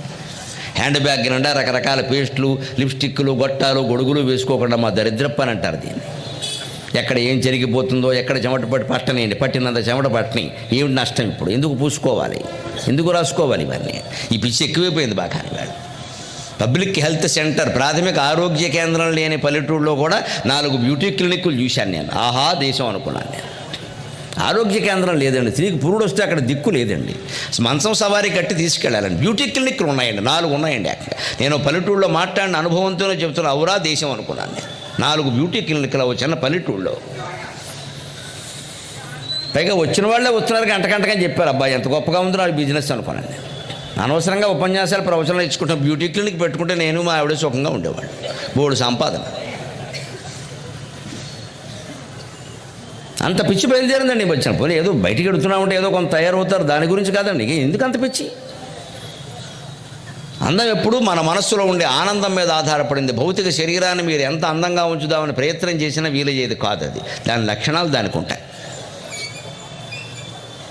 రాముడు ఎందుకు అందంగా ఉంటాడు అంటే ఆనందంగా ఉన్నాడు. ఎంత ఆనందంగా ఉన్నాడు? పొద్దున్న 10ంటికి పిలిచి పట్టాభిషేకం అంటారా, రాత్రి 10ంటికి పిలిచి వనవాసం అంటే రెండూ సమానంగా తీసుకున్నాడండి. ఈ ప్రపంచంలో ఎవడన్నా ఉన్నాడా? మన రామచంద్రుడు తప్ప, మన దైవం తప్ప. అందుకు కదా మనం రామాయణం చెప్పుకుంటున్నాం. ఇలా మనం తీసుకోగలమా? వ్యాపారంలో 100 రూపాయలు తేడా వస్తే జుట్టెట్టేసుకుంటాం వెళ్ళిపోయి. చిన్న నష్టం కూడా భరించలేమే, చిన్న తేడా కూడా భరించలేమే. పిల్లనివ్వాలి అంటే అల్లుడికి ఉద్యోగం అంతా ప్యాకేజీ ఎంత అని అడుగుతున్నామే. ప్యాకేజీని బట్టి పిల్లనిస్తారండి. పిల్లని కూడా ప్యాకేజ్ చేసేస్తే అమెరికాకి ప్యాకేజీ ఎంత ఏ ఉద్యోగం ఎంత సంపాదిస్తాడు, ఇదేనా? అదే అమ్మ పిల్లనివ్వాల్సిన విధానం. వాడు సత్ప్రవర్తన ఉందా లేదా, వాడు మంచివాడా కదా, వాడి అసలు క్యారెక్టర్ గురించి ఆలోచనే లేదు. వాడు ఎవడైతే మనకే టీసీఎస్ అట 12 లక్షల ప్యాకేజ్ అట ఇచ్చాయి అంతే. వాడు 12,000కి అమ్మేస్తాడు అమ్మాయిని బట్టుకెళ్ళి. టీసీఎస్ని చూసి పిల్లనిస్తావా? టీసీలో ఉన్న కాండక్ట్ని చూసి పిల్లనివ్వాలమ్మా. టీసీఎస్ని చూసి పిల్లనివ్వకూడదు. హెడ్ మాస్టర్ టీసీలో రాస్తారు కాండక్ట్, సత్ప్రవర్తన, దాన్ని చూసి పిల్లనివ్వాలి. వాడు కూడా ఈ మధ్య ఏం రాయాలో తెలియక అందరికీ సాటిస్ఫాక్టరీ, ప్రపంచమంతా సాటిస్ఫాక్టరీ. వాడెవడో నయీము, దావూద్, ఇబ్రహీంలో కూడా సాటిస్ఫాక్టరీ అని ఉంటుంది సర్టిఫికేట్ చూస్తే. ఎందుకు వచ్చిన గొడవను సంతృప్తికరమని రాసేస్తున్నారు. ఇదివరకు మా చిన్నతనంలో అలా కాదు, గుడ్ అయితే గుడ్, బ్యాడ్ అయితే బ్యాడ్ ధైర్యంగా రాసేవారు. ఇప్పుడు ఆ ధైర్యం లేవు, తంతాలు బయటకు వస్తాయి. అందుకని వాళ్ళకి మళ్ళీ అలాగనే గుడ్ అని కూడా రాయలేరు. ఎందుకంటే ఎందుకు వచ్చిన పాపం అబద్ధం అని. సంతృప్తికరం ఎవరికి సంతృప్తికరం? పోలీసులుగా, దొంగలకా? మనిషిలో చూడవలసిన సంస్కారము, ప్రవర్తన కానీ డబ్బులు గదే. కానీ మనం అలాగే ఆలోచిస్తున్నాం ఎంతసేపు. పూర్వం కళ్యాణాలు నిలబడ్డాయంటే అందుకోసం నిలబడలేదండి పెళ్ళిళ్ళు. వాళ్ళు సత్ప్రవర్తన చూశారు, సంస్కారం చూశారు, వంశం చూశారు, సంప్రదాయం చూశారు. అప్పుడు పిల్లని ఇచ్చారు, లేకపోతే ఆ పిల్లని చేసుకున్నారు. కాబట్టి కాపురాలు నిలబడ్డాయి. అందుకని రాముడి కంటే కూడా కృష్ణుడి కంటే కూడా రాముడు అందమైన వాడు. ఎందుకంటే అన్నిటి సమానంగా తీసుకున్నాడు. పైగా నందుని పట్టిది అందమందరు, ఆ చందం ఆ బంధము గోపికాళికి నిబద్ధము. లేదా కృష్ణుడు అందంగానే ఉంటాడు, దాంట్లో ఇబ్బందిలే. కానీ గోపికలు ఆయన్ని చూసి మోహంలో పడవచ్చు, క్షత్రియ కన్యలు చూసి మోహంలో పడవచ్చు, ఇతరులెవరో చూసి మోహంలో పడవచ్చు. కానీ రాముడిని చూసి మోహంలో పడిన వాడు స్త్రీలు కాదు, పురుషులు. పుంసామోహన రూపాయ పుణ్యశ్లోకాయ మంగళం అని రామచంద్రమూర్తికి మాత్రమే చెబుతారు ఆ శ్లోకాన్ని. కృష్ణుడికి చెప్పరు, మరో దేవుడికి కూడా చెప్పరు, మరో మనిషికి అసలే చెప్పరు. పురుషులు కూడా ఒక పురుషుడిని చూసి వ్యామోహం పడ్డారండి. ఆ పురుషుడే పురుషోత్తముడు శ్రీరామచంద్ర ప్రభు. అంత అందంగా ఉంటాడు ఆయన. సీతాదేవి అదృష్టం. సీతకి మాత్రమే సొంతం ఆ అందం అంతా. మరొకరి దగ్గరికి రానివ్వడు ఆ మహానుభావుడు. ఆయన ఆదర్శంగా తీసుకోవాలి మనం. పైగా ఆ పడిన పురుషులు మన బోటిగాళ్ళు కాదు, మన బోటిగాళ్ళు ఎవరిని చూసినా పడతారు. శరభంగాది మహర్షులు. శరభంగుడు అంటారు, రామాయణంలో ఒక మహర్షి ఉంటాడు. అగ్ని ప్రవేశం చేస్తాడు ఆ మహానుభావుడు రాముని చూసిన తర్వాత. ఆయన శరభంగ మహర్షిని ఆయనకి ఎందుకు పేరు వచ్చిందంటే, మన్మథ శరాలు లోకంలో అందరి మీద పడి మనం బతుకులు నాశనం చేస్తాయి, కామవాంఛలు కలిగిస్తాయి. కానీ మన్మధుడు ఎంత ప్రయత్నం చేసినా శరభంగ మహర్షిని కామవాంఛలు కలిగించలేకపోయాట. శరభంగ మహర్షికి ఆ మన్మథ శరాలు అక్కడ భంగం కాబట్టి ఆయన శరభంగ మహర్షి అన్నారు. అంతటి వాడు కూడా రామచంద్రుడు చాలా అందంగా ఉంటాడని విని అగ్ని ప్రవేశం చేస్తానికి నేను తపస్సు చేశాను, బ్రహ్మచర్యం పాటించాను, ఇక్కడ ఉండాల్సిన పని నాకేం కనపడడం లేదు, అంచేతను అగ్ని ప్రవేశం చేస్తాను, ఇదేం ఆత్మహత్య కాదు, సంతృప్త మరణం, అనవసరంగా ఎందుకు ఊరికే నేను చనిపోతే నా తిండి ఇంకెవడో తింటాడు, నా బట్టలు ఎవడో కట్టుకుంటాడు, అయిపోయింది కదా, ఏదో బతికం 50 ఏళ్ళు 60 ఏళ్ళు, ఇక చాలే అని అగ్ని ప్రవేశం చేద్దాం అనుకుని కూడా శిష్యులు వచ్చి, మహర్షి రామచంద్రమూర్తి అరణ్యవాసం చేస్తున్నాడండి కారణాంతరాల వల్ల, ఇక్కడికి వస్తాడు, మన ఆశ్రమానికి కూడా రావడం అనేది వారి ప్రణాళికలో ఉందని మాకు అర్థమైంది అని చెప్పగానే, అవునా చాలా విన్నానయ్యా, రామచంద్రుడి గురించి చాలా అందంగా ఉంటాడట, శ్రీ మహావిష్ణువు స్వయంగా అవతరించట, ఒక్కసారి ఆయన్ని చూసి అగ్ని ప్రవేశం చేస్తానయ్యా అని ఆయన వచ్చే వరకు ఆగి ఆయన చూసిన తర్వాత ఆయన ఇలా దగ్గరికి తీసుకునేటువంటి ప్రయత్నం చేసి ఆ తర్వాతనే అగ్ని ప్రవేశం చేశాడండి ఆయన. అంత అందం రామచంద్రమూర్తిది. పురుషులను సైతం మోహింపజేయడం కాదు, ఋషుల్ని సైతం మోహింపజేసింది. సర్వసంగ పరిత్యాగులకు సైతం మోహం కలిగించింది. రాముని శారీరక సౌందర్యమే ఎంత గొప్పదైతే ఆత్మ సౌందర్యం ఎంత గొప్పదో ఈ 2 రోజుల కథలో మనం చూస్తాం. అంతటి రామాయణాన్ని మొల్ల రాయడానికి ఎందుకు పూనుకుంది అంటే, తాను కూడా బాలవితంతువు కావడం వల్ల అనేక రకాల వాంఛలు వయస్సు పెరిగిన కొద్దీ కమ్మేస్తూ ఉంటాయి. కాబట్టి ఆ ఇంద్రియ నిగ్రహాన్ని పాటించాలంటే ఏకపత్ని వ్రతుడైనటువంటి రామచంద్రమూర్తిని శరణు వేయడమే ముఖ్యం అనుకుని ఆవిడ రామాయణ రచన మొదలుపెట్టింది. పైగా ఆవిడ ఏం చెబుతుందంటే, కావ్యం ఎలా ఉండాలో ముందే చెబుతుంది ఆవిడ పీఠికలో. తేనె సోక నోరు తీయనయ గురీతి తోడనర్థమెల్ల తోచకుండా గూఢ శబ్దముల కూర్చిన కావ్యము మూగ చెవిటి వారి ముచ్చటగును అని ఆవిడ రచనా విధానాన్ని గురించి చెప్పింది. మొదట నేను ఇలా రాయదలుచుకున్నాను, మీకు ఇష్టమైతే చదవండి, లేకపోతే మానేయండి, అంతేగాని ఇలా రాయవలసింది అలా రాయవలసింది అని 3 సలహాలు ఇవ్వకండి ఇక్కడ అని చెప్పేసింది ఆవిడ. నా పద్యాలు తేలిగ్గా అర్థమవుతాయి, అలాగని ఎక్కడ సమాసాలు వాడను, కఠిన శబ్దాలు వాడనని నేను చెప్పట్లా. సాధ్యమైనంత వరకు సులభమైన భాషలో, మనుషులు మాట్లాడుకునే భాషలోనే అర్థం చేయించే ప్రయత్నం నేను చేస్తా. మొల్ల రామాయణంలో పద్యాలకు ఒకరు ప్రతిపదార్థం చెప్పవలసిన అవసరం లేదు, చాలా పద్యాలు అలాగే ఉంటాయి. అంటే ఆవిడ దృష్టిలో కావ్యం అంటే ఎలా ఉండాలంటే, తేన శోక నోరు తీయనయ గురీతి తోడనర్థమెల్ల తోచకుండా. కొంతమంది కావ్యాలు చదివితే మళ్ళీ వాళ్ళే అర్థం చెప్పాలి, ఏమి రాశారో ఎందుకు రాశారో. ఆ పదాలు సమాసాలు గొడవలు అలాగుంటాయి. కొంతమంది వచనంలోనే రాస్తారు, వచన కవిత్వం అని. అది ఇంకా అస్పష్టం, అది అందులో ఏముందో తెలియదు, ఏం చేస్తున్నాడో తెలియదు, ఏం చెప్పాడో తెలియదు. లేళ్ళు గుత్తులు గుత్తులుగా వీస్తున్నాయంటాడు, మనకు అర్థమే సావదా భాష. లేళ్ళు వీయడం ఏమిటి? గాలి వీస్తుంది కానీ లేళ్ళు గుత్తులు గుత్తులుగా వీస్తున్నాయంటే లేళ్ళు వీస్తాయా? విసనకర్ర పెట్టి వీస్తారు, లేదా గాలి వీస్తుంది. గుత్తులు గుత్తులుగా వీయడం ఏమిటి? గాలి గుత్తులు గుత్తులుగా ఉండదే, పువ్వులు గుత్తులు గుత్తులుగా ఉంటాయి, పళ్ళు గుత్తులు గుత్తులుగా ఉంటాయి. లేళ్ళ ఓ పక్క జంతువుల, అవేమో గుత్తులు గుత్తులేమో పళ్ళ, వీయడమేమో గాలి. ఈ మూడింటిని కలిపేసి లేళ్ళు గుత్తులు గుత్తులుగా వీస్తున్నాయంటే లేళ్ళు అర్థమయ్యే, గుత్తులు అర్థమయ్యే, వీస్తున్న అర్థమయ్యే, మొత్తం మీద అర్థం కాల, ఏం చెబుతున్నాడో అర్థం కాదు. ఇదే ఇప్పుడు వస్తున్న కవిత్వం. అందుకే ఇప్పుడు ఎవరో కవిత్వం చదవడం మానేసి.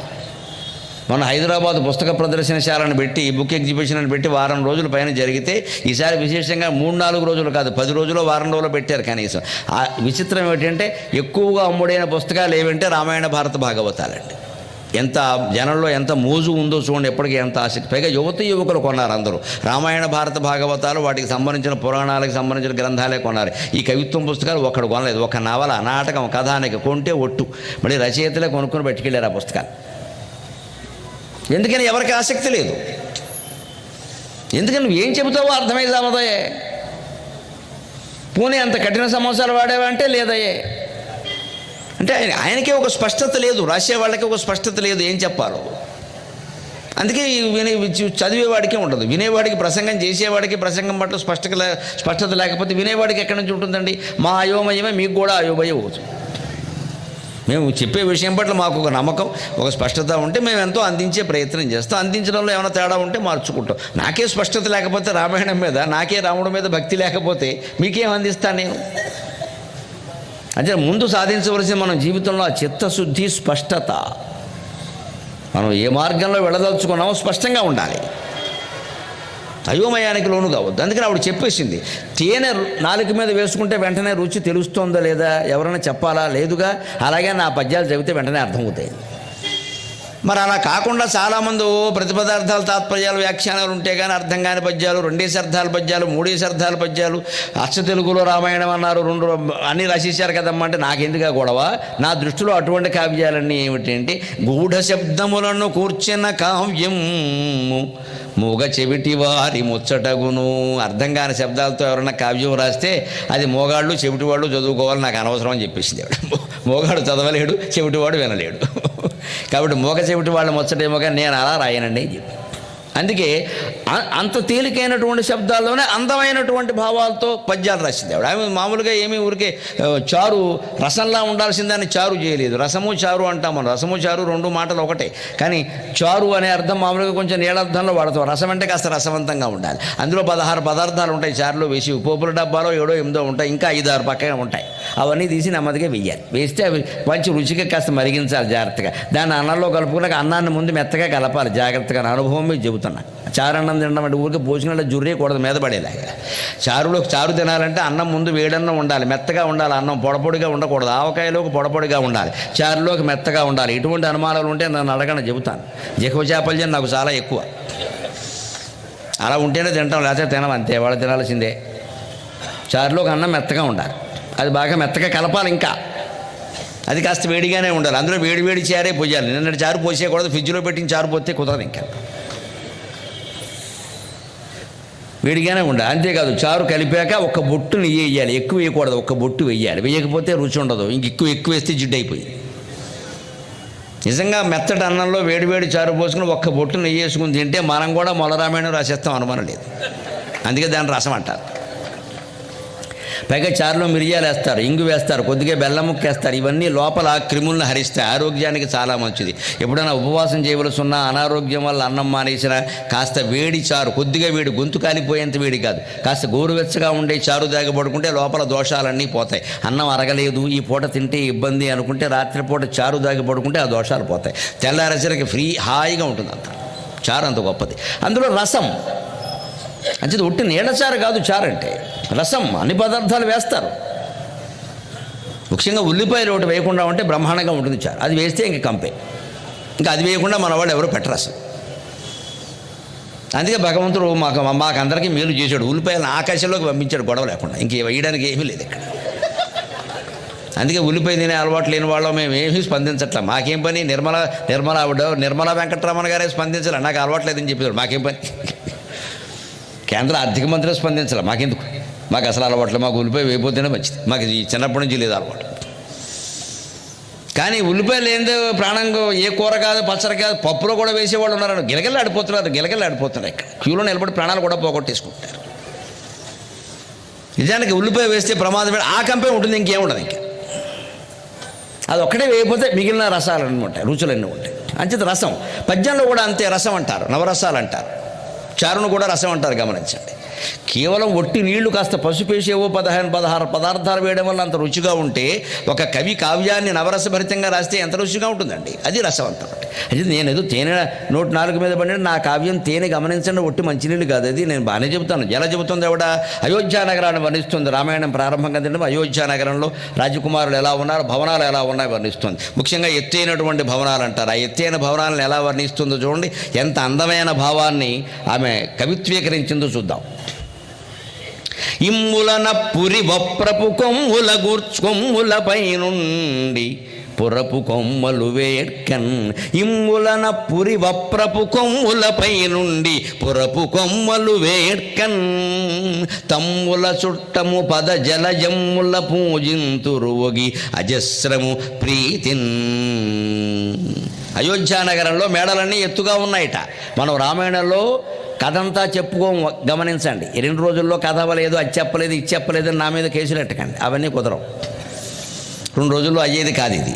ఆయా ఘట్టాల్లో మొల్ల కవిత్వం ఎక్కడ అద్భుతంగా ఉందో అవి మాత్రమే చెబుతాను.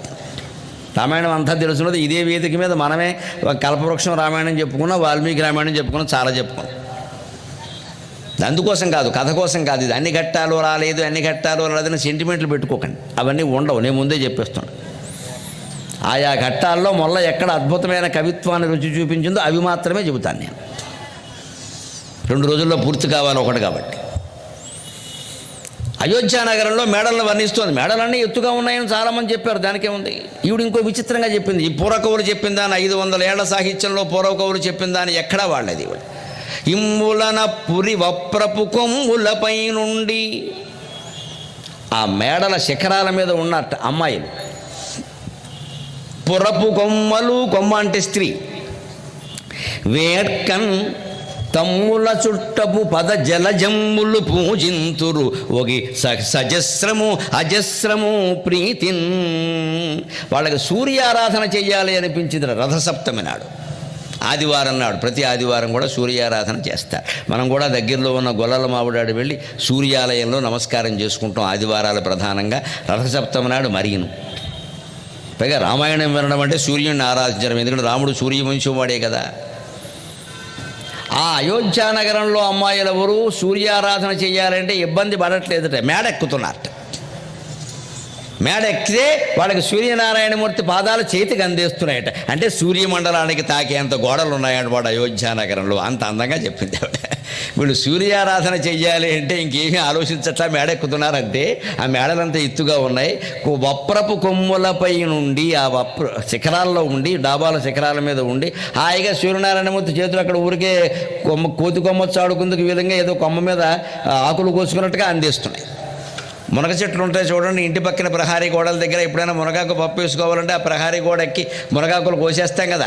అలాగే అయోధ్యానగరంలో అమ్మాయిలందరూ మేడల మీదకి ఎక్కి ఆ మేడల మీద కూడా సూర్యభగవానుడు చేతికి అందుతున్నాడు అన్నట్టుగా ఉంటే, వీళ్ళు ఎలాగో చలని దశరథ మహారాజు పాలనలో ఉన్నారు కాబట్టి, పైగా వీళ్ళు కూడా సూర్యవంశపు రాజుల పాలన కాబట్టి సూర్యకిరణాలు వీళ్ళని తాకినా వీళ్ళని ఏం చేయలేవు అన్నటువంటి ఒక నమ్మకంతో, ఒక విశ్వాసంతో, ఒక సహనంతో దాన్ని భరిస్తూ హాయిగా సూర్యనారాయణమూర్తికి స్వయంగా తాకినంత దగ్గరగా వెళ్ళి వాళ్ళు నమస్కారం చేస్తున్నట్ట. అది అతిశయోక్తి అంటారు దీన్ని. అంత మేడలు ఎక్కడా ఉండవు. అలాగా సూర్యనారాయణమూర్తిని తాకడం సాధ్యమయ్యేది కాదు. కానీ కవిత్వం అంటే అంతే. ఆ మేడలు ఎత్తుగా ఉన్నాయని చెప్పడానికి అలాగే చెబుతారు ఖచ్చితంగా. అది అతిశయోక్తి. ఇళ్లల్లో కూడా మనం మాట్లాడుకునేటప్పుడు కాస్త ఈ అతిశయోక్తులు లాంటివి వాడుతూ ఉండాలి. ముఖ్యంగా మహిళలు ఆనందించాలంటే ఎటువంటివి వాడాలి. పురుషులు నేర్చుకోండి, కాస్త సంతోషిస్తారు, సంసారం బాగుంటుంది. మనకెందుకు అన్నది వాడేయడమే. ఓ డబ్బా కొట్టేస్తే వాడే సంతోషిస్తారు, ఏం పోయింది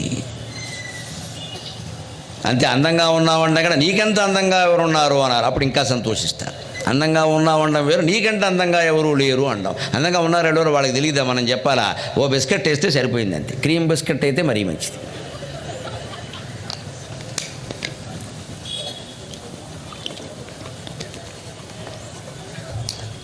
అందుకోసం కావ్యాలు చదవాలి. లేకపోతే ఇదేమిటండి సూర్యమండలాన్ని తాకేలా మేడలు ఉంటాయా, తాకితే వీళ్ళు బతుకుతారు. కానీ ఒక ఊహ, మేడలు ఎత్తుగా ఇంకా నిజం. ఇవాళ మాత్రం కట్టట్లేదా? మన దేశంలోనే కడుతున్నారు. రకంగా 50 అంతస్తులు, 60 అంతస్తులు, 100 అంతస్తులు ఉండే మేడలు. దుబాయ్లో మేము వెళ్ళినప్పుడు ఎప్పుడూ ఎక్కాం. 220 అంతస్తులు రకంగా బుర్జు ఖలీఫా ఏదో అన్నారు దాన్ని. 220 అంతస్తులు అది. ఆ పైకంటే ఎక్కాం. ఉన్నాయి అలాగా. అది ఆకాశాన్ని తాకే మేడలే కదా. అందుకని సూర్య భగవాను ఆరాధించాలంటే వాళ్ళు ఏం ప్రత్యేకంగా గుళ్ళోకి వెళ్ళడం లేదండి. నేరుగా ఎదురుగా ఉన్నాడు కదా అని చెప్పేసి మేడెక్కేస్తున్నారు. అక్కడికి సూర్యుడు అందుతూనే ఉన్నాడు, అక్కడి నుంచే నమస్కారం చేస్తున్నారు. ఒక పరిపాలన బాగుండాలంటే కేవలం ముఖ్యమంత్రి, మంత్రివర్గం సక్రమంగా ఉంటే సరిపోదండి. ప్రజల్లో కూడా అవినీతికి వ్యతిరేకంగా, నీతికి అనుకూలంగా భావాలు మన మనస్సుల్లో ఉండాలి. కేవలం ప్రభుత్వమే అన్నీ సాధించలేదు. అలాగని ప్రజల్లో ఉంటే సరిపోదు, దాన్ని పెంచి పోషించేటువంటి ప్రభుత్వం కూడా ఉండాలి.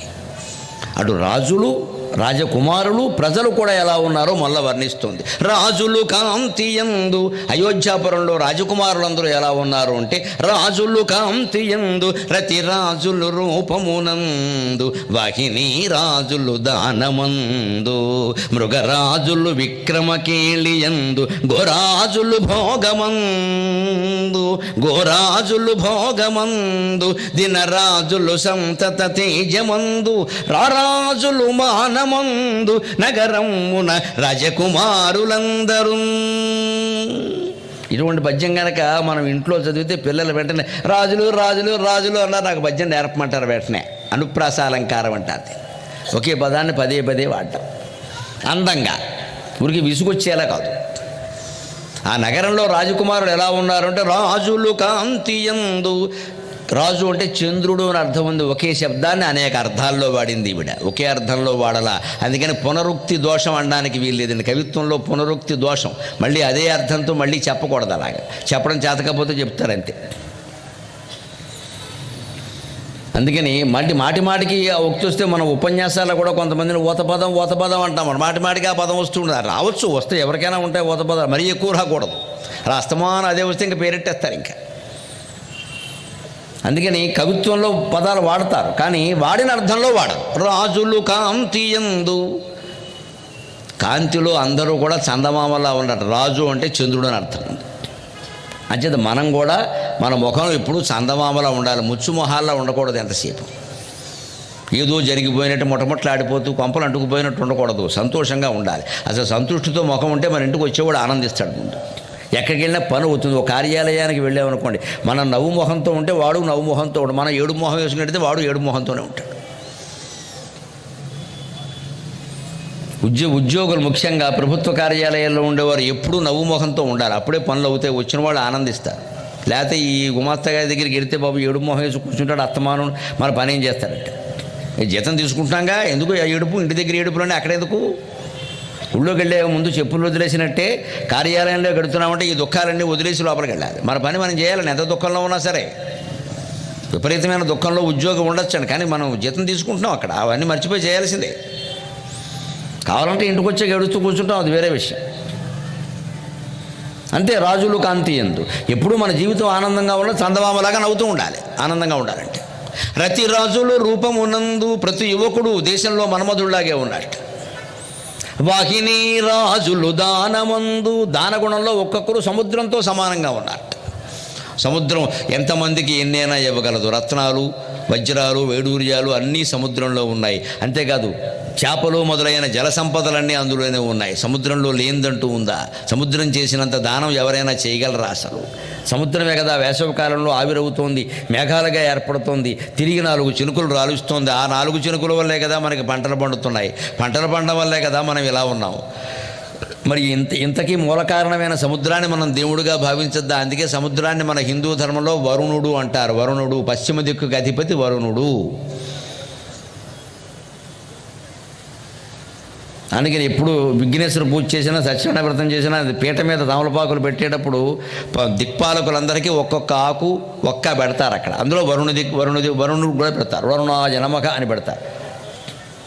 వరుణదేవం ఆవాహయామి స్థాపయామి పూజయామి అని పెడతారు అక్కడ. ఇంద్రం ఆవాహయామి స్థాపయామి పూజయామి, కుబేరం ఆవాహయామి స్థాపయామి పూజయామి అని 8 దిక్కుల్లో ఉండే దిక్పాలకులందరినీ పూజ దగ్గర ఆహ్వానిస్తారు. ఎందుకంటే దాని ఉద్దేశం ఏంటంటే ఆకులు ఒక్కలు పెట్టి పారిపోమని కాదు. అక్కడ మనమేమో ఆకులు ఒక్కలు పెడుతూ ఉంటాం. దాంట్లో ఏదైనా డబ్బెట్టాలమ్మా అంటాడు పురోహితుడు. ఆయన చాపల్యం అయింది. మనం ఏం చేస్తాం? మనం అంతకంటే తెలివైన వాళ్ళం. ఆంధ్రా బ్యాంక్కి వెళ్ళి 5 పైసల బిళ్ళలు పట్టుకొస్తాం. ఎంత గొప్ప వాళ్ళము. ఆయన కక్కుర్తి ఆయనది అయితే మన కక్కుర్తి మంది. ఎక్కడ లొంగమండి, చచ్చిన బ్రాహ్మడికి లొంగం. మన అయ్యి బాబోయ్, బ్రాహ్మడి కంటే పాపాత్ముడు ఉన్నాడు ఆ లొంగం. బ్రాహ్మణులు వ్యాపారం చేస్తారంట. అప్పుడు ఆయన ఏదో అన్నింటిలో ₹1 పెడితే ₹5 పెడితే పోనీ అక్కడ 9 గ్రహాలు ఉంటాయి, 9 5 45 ₹50 వస్తాయి, ఏదో 2 కేజీలు కూర కొనుక్కోవచ్చులేని ఆయన చూస్తే ఫోన్లే పెడదాం, ₹5 ₹10 పెడదామని మనం ఆలోచించకుండా అంతకు ముందు రోజు సెలవెట్టుకుని ఆంధ్రా బ్యాంక్కి వెళ్ళి 5 పైసల బిళ్ళలు పట్టుకొస్తాం. ఎక్కడా చల్లనివి ఎవరూ చూడాలి. పెట్టుకో, పేట నిండా పెట్టుకో, నీ వీపు నిండా పెట్టుకో, అన్నీ కలిపిన ₹1 అవ్వవు. మరి మనకు ఐశ్వర్యాలు ఎలా పెరుగుతాయండి? ఆలోచించండి. ఎక్కడ త్యాగం లేదే. పోనీ ఆయన ఏదో బ్రాహ్మడు కక్కుర్తి పడ్డాడనే అనుకుందాం. ఆయనైనా ఎన్ని పెట్టిస్తారండి? పీటను మించి అయితే పెట్టలేడు కదా. పీట మీద ఉన్నవి ఎన్ని ఆకులు పడతాయి? 10, 12, 13 పడతాయి. మిగిలిన ఆయన వీపు మీద పెట్టుకోవాలి, ఏం పెట్టలేడు కదా. పైగా శాస్త్రం ఉంది, నవగ్రహాలనే పిలవాలి, ఇంకా అంతకంటే పిలవకూడదు. ఇంకా శనిగ్రహం ఇంకెవడన్నాడు అక్కడ. మీ ఇష్టం వచ్చిన వాళ్ళందరినీ పిలుస్తాడు. సర్పంచం ఆవాహయామి స్థాపయామి పూజయామి, మునసభం ఆవాహయామి స్థాపయామి పూజయామి, మండల ప్రెసిడెంట్ ఆవాహయామి స్థాపయామి పూజయామి, జడ్పీటీసీ ఆవాహయామి స్థాపయామి ఇవన్నీ ఉండవండి అక్కడ. వీళ్ళందరూ గ్రహాలే, కానీ వాళ్ళని పిలవరు. ఈ చప్పట్లు కొట్టిన వాళ్ళే తర్వాత నాకు రక్షణ కల్పించాలి. మీరు అందరూ మీ దారిని వెళ్ళిపోతే వాళ్ళు నన్ను పట్టుకుంటే కష్టం. అంటే చప్పట్లు కొట్టిన వాళ్ళు పూజ వహించాలి గురువుగారి రక్షణకి. అంతే కదండి. ఇప్పుడు నవగ్రహాలు పిలుస్తాం, ఇంక అంతకంటే ఎవరిని పిలవం కదా. ఊళ్ళో నాయకులందరినీ పిలవం కదా. పోనీ ఏదో పేట నిండా పెట్టుకుంటాడు బ్రాహ్మడు, అన్నింటిలో ₹5 బిళ్ళ పెడదాం, అన్నీ పోగేసినా ₹100 అవుతాయి, అంతకంటే ఏం కావు కదా. మాత్రమే లెక్కేసేస్తాం మనం అక్కడ. మన పూజలు ఇప్పుడు ఆయన దృష్టి అలాగే ఉంటే మన దృష్టి ఇలాగే ఉంటే భగవంతుడు మన ఎందుకు కరుణిస్తారండి? మనకి త్యాగం లేదు, ఆయనకి బాధ్యత లేదు. ఇక్కడే మన మనస్సును మార్చుకోవాలి. వాహిని రాజులు దానమందు. ఆ నగరంలో రాజకుమారులందరూ కూడా దానం చేయడం అంటే సముద్రాన్ని మించి దానం చేస్తామండి మేము, మాకేం అభ్యంతరం ఉన్నది దానం చేయడానికి కదా. త్యాగాయ సంభృతార్థానాం, రఘువంశంలో రాజులందరూ అంతేట. కాళిదాసు చెబుతాడు, త్యాగాయ సంభృతార్థానాం సత్యాయ మితభాషిణాం ప్రజాయై గృహమేధినాం యశసే విజిగీషూణాం ప్రజాయై గృహమేధినాం అంటాడు. త్యాగాయ సంభృతార్థానాం. రఘువంశ రాజులు రామచంద్రమూర్తి సహా డబ్బు సంపద ఎందుకు సంపాదించేవారంటే త్యాగం చేయడానికి, దాచుకు మూట కట్టుకోవడానికి కాదు. సత్యాయ మితభాషిణాం, ఎప్పుడు అవసరమైనప్పుడు అత్యవసరమైనప్పుడే మాట్లాడేవారట. ఎందుకు? ఎక్కువ మాట్లాడితే అబద్ధాలు వస్తాయని మనం అంతా గమనించాలి విషయం. వడవడ వాగేమంటే అబద్ధాలే వస్తాయి. ఎంతవరకు అంతవరకే. మూసేయి, కట్ చేసి ఇంకా ఆపే. ఎక్కడ మాట్లాడినా అంతే, ఫోన్ అయినా అంతే, ఆపేయి. 2 నిమిషాలు అంటే 2 నిమిషాలు. ఇంకా వాళ్ళు ఎక్కువ మాట్లాడినా మనం ఆపేయడం. పనుందే, వేరే ఫోన్ వస్తుంది అని పెట్టి. అందుకని వాళ్ళు మాట్లాడుతున్నారు కదా, ఏమనుకుంటారో అని మాట్లాడుతుంటే వాళ్ళు అబద్ధాలే, మనము అబద్ధాలే. ఎక్కువ మాట్లాడకూడదు. సత్యాయ మితభాషిణ. సత్యాన్ని పాటించాలంటే తక్కువ మాట్లాడాలి. తక్కువ మాట్లాడితేనే 2-3 అబద్ధాలు వచ్చేస్తాయి. ఇంక గంట మాట్లాడితే చెప్పక్కర్లేదు. ఇంకా యశసే విజగీషోణ, వాళ్ళు దండయాత్రలు చేశారు. మంచి సామ్రాజ్యాన్ని స్థాపించడం కోసమే దండయాత్రలు చేశారు, ప్రజలను ఏడిపించుకు తినడానికి కాదు. ఏదైనా దుర్మార్గ రాజు ఉంటేనే రఘువంశ రాజులు వెళ్ళి ఓ దెబ్బ కొట్టేసి వాడిని సరిగ్గా పరిపాలించేలా చేశారు. ఎందుకంటే అప్పట్లో పన్ను విధానం తెలుసునా అండి? శ్రీరాముడి నుంచి శివాజీ వరకు ఈ దేశంలో ఒకటే పన్ను అండి, మళ్ళీ పన్నులు పెరగడం అనేది లేదండి అసలు. ఇవాళ 32 పళ్ళు పెరగట్లేదు, కానీ మొత్తం బయట పన్నులు మాత్రం విపరీతంగా పెరిగిపోతున్నాయండి. ఈ 32 ఊడిపోతున్నాయండి కట్టలేక. శ్రీరాముడి నుంచి శివాజీ వరకు ఈ దేశంలో ఎప్పుడు పన్ను పెరగలేదండి. పన్ను లెక్క తెలుసునండి, 1/6 వంతు. నువ్వు వ్యవసాయం చేయి, ఉద్యోగం చేయి, వ్యాపారం చేయి, ఏం చేయి, నీ ఆదాయంలో 6వ వంతు కట్టే అంతే. ఏం పండలేదు కట్టకు అంటే పన్ను పండలేదండి, రిమిషన్ అండి, ఆధార్ కార్డుకి పాన్ కార్డు జత చేయండి, దానికి 100 ఆధారాలు చూపించండి, నువ్వు బతుకున్నావునో సర్టిఫికెట్ పట్టుకురా, ఈ దరిద్రాలన్నీ లేవండి. వాడు బతికే ఉన్నాడు. ఇంత చేస్తే ఇచ్చే 1000 రూపాయలకు వీడు చచ్చిపోవాలి. ఇక్కడ మనిషిని నమ్మేవారు, రాజుల్ని ప్రజలు నమ్మేవారు, ప్రజల్ని రాజులు నమ్మేవారు. మీ ఆదాయంలో 6వ వంతు కట్టండి అయ్యా అనేవారు. ప్రజలు ఎందుకంత నమ్మకంగా ఉండేవారో తెలుసా? నిజంగా గర్విస్తూ చెబుతున్నానమ్మా, ఆ వంశంలో పుట్టినది గరికపాటి వంశంలో కాదు నేననేది. వశిష్ఠాది మహర్షుల దగ్గర నుంచి, బ్రహ్మదేవుడి దగ్గర నుంచి మొదలైంది ఈ పురాణ ప్రవచనం అనే కళ. ఆ పురాణ ప్రవచన కళలో అనేటువంటి వంశంలో ఉన్నందుకు గర్విస్తున్నాను ఆనందంగా. నేను ఈ ప్రవచనాల కారణంగా ధర్మంగా ఉంటాను.